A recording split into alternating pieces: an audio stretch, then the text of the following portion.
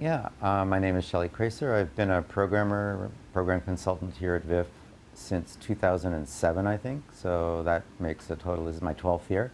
And I specialize in films from Chinese-speaking places. So I'm picking films from Taiwan, from Hong Kong, Singapore, and mainland China.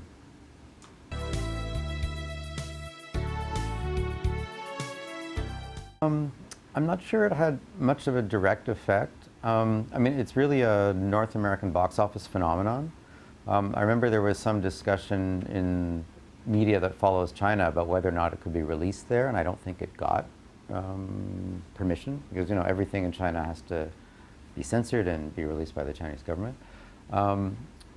It's more of an important phenomenon for the sort of North American, especially the Hollywood movie industry, which packages and sells standard images of standard North Americans. So that's, white, blonde, pretty.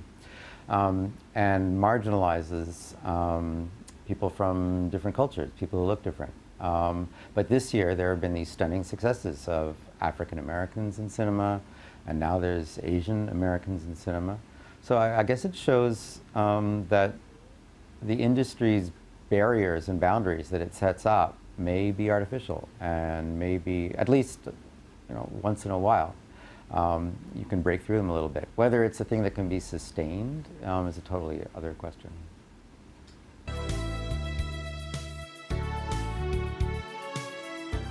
I want to bring brilliant films showing different voices from Chinese-speaking countries to Vancouver audiences. Vancouver has a long history, and that's a reason that I'm particularly attracted to VIFF, the Vancouver Film Festival, is that we nurture and support young directors and independent voices in cinema, independent cinema, so non-commercial work. And I'm really pleased that VIFF gives me space to continue to do that. So I'm particularly excited about some of the new directors that whose works I've been seeing on my trips to China and Hong Kong and Taiwan, and bringing their sort of new ways of using film language or new things to say about rapidly changing societies in East Asia to audiences here. I hope if I'm successful as a programmer, audiences here aren't just getting well-made pictures and stories about things they already kind of know. I'm hoping there's going to be some surprise, that they're going to be seeing things they didn't know about China, for example, or being introduced to ways of looking at China that might be fresh or unexpected.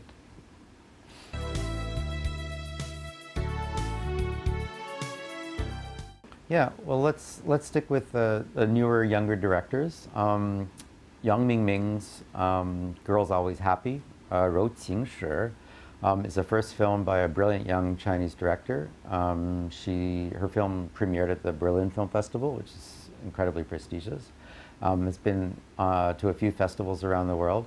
It's unusual for an art film, a festival film, because it's a comedy. It's really hilarious, about a mom and daughter who are at each other's throats but totally love each other.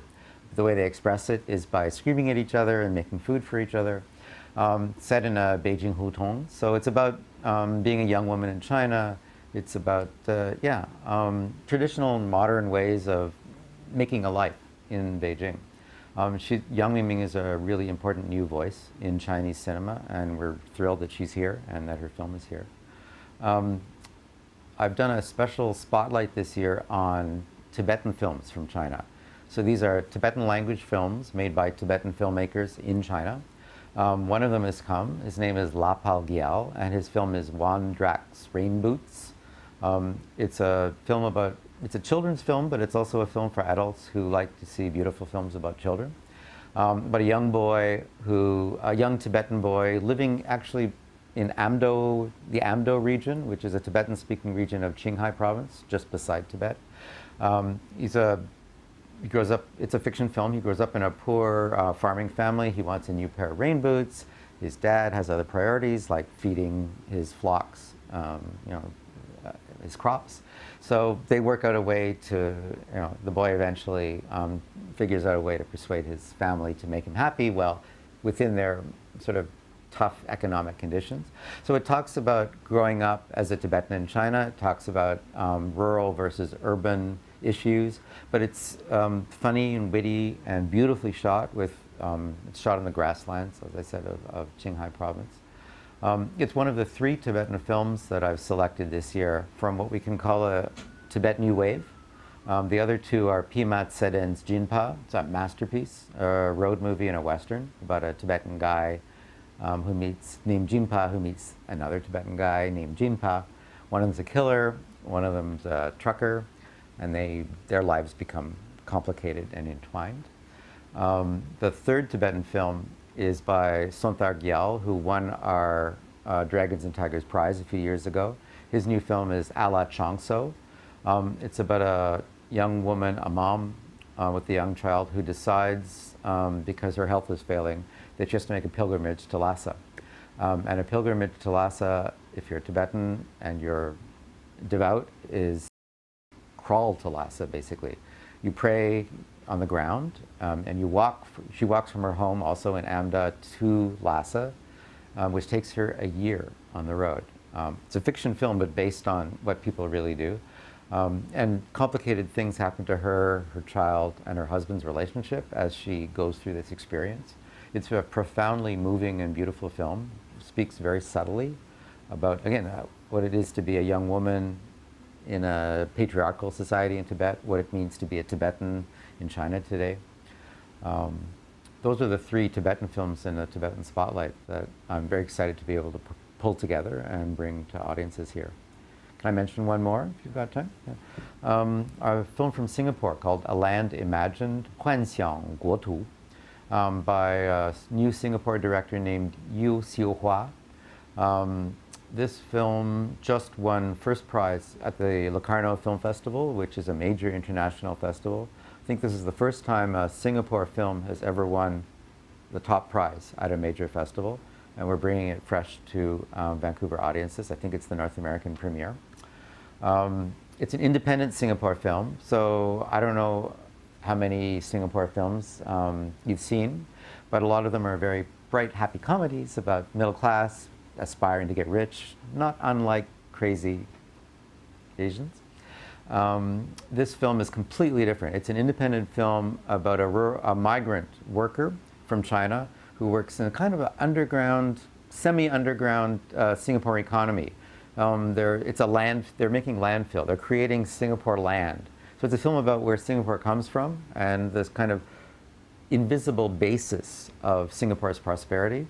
It's a noir detective story because the rural worker that the film is about, he disappears, and a cop is brought in to look for him and look for the truck the employer's truck that he went off with.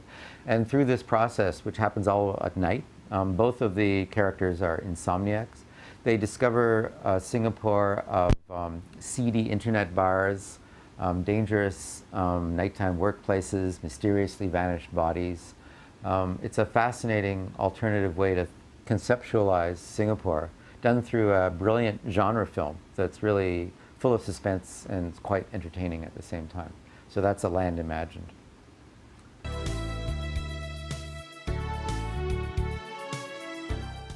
My advice is to make the films you really need to make. Speak in your own voice. It's not very commercial advice.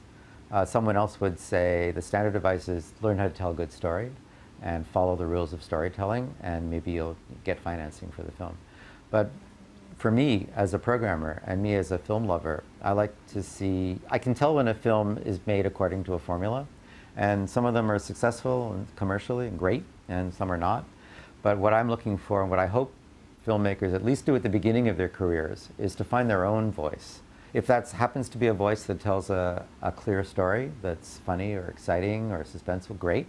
If it's a voice that is unique and wants to challenge audiences a bit and invite them to come into your own world as a filmmaker or as a writer, I think that's also great. And I hope they feel the ability and the freedom to do that. And I hope finally that VIFF provides them a platform where those kinds of films can be welcomed and can thrive and can meet audiences who are eager to see this kind of new filmmaking.